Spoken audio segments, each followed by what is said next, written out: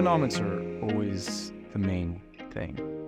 But in 2015, free agency was a huge topic of conversation. We wanted to get some semblance of free agency because up until that point, it didn't exist. You know, it's all about leverage, and MLS would say, there's nowhere for you to go, and we have a salary budget, so yeah, you're going to take a cut in pay.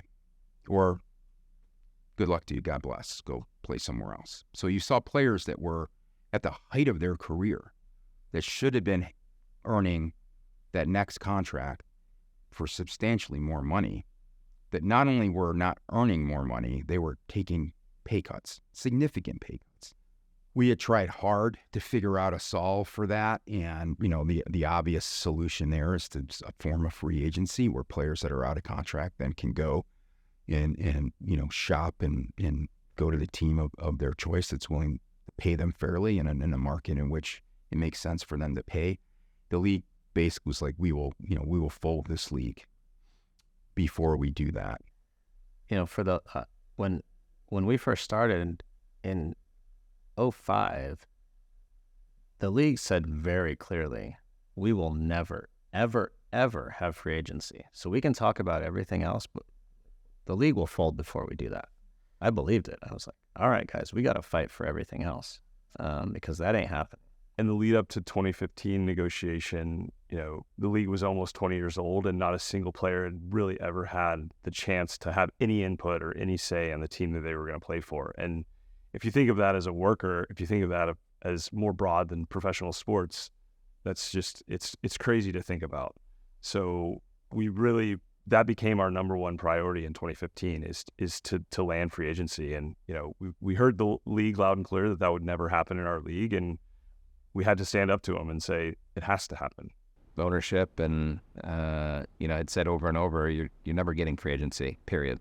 We'll walk away. And we got it, you know, at the earliest point of any professional sports league in America. And that was through the collective work of the players. And ultimately, we've seen the benefits from that for our sport. When I think about free agency, I think it's given some voice to the players that they didn't previously have. And I think it's proven that the league has gotten better, and in a way it's necessarily on the field. I think on the field for sure, because now you're allowing teams and coaches to, okay, he doesn't work in Colorado, but he might work in LA. So you have these examples where different systems, players are going to fit in different systems. For me, it's more about the intangibles. It's become a trust thing. You're trusting that the players are going to take free agency and the clubs are going to take free agency, and they're going to use that in a positive fashion. NFL got free agency through an antitrust suit that the way soccer works, it's a worldwide sport, that these players couldn't do. MLS players couldn't do. Baseball won it through an arbitration.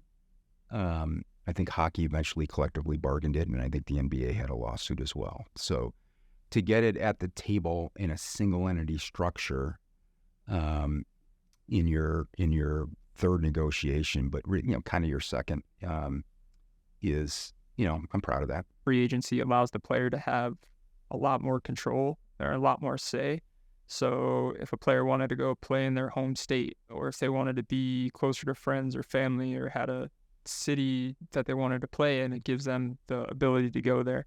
Because as we've seen, a player that's happier off the field produces better product on the field.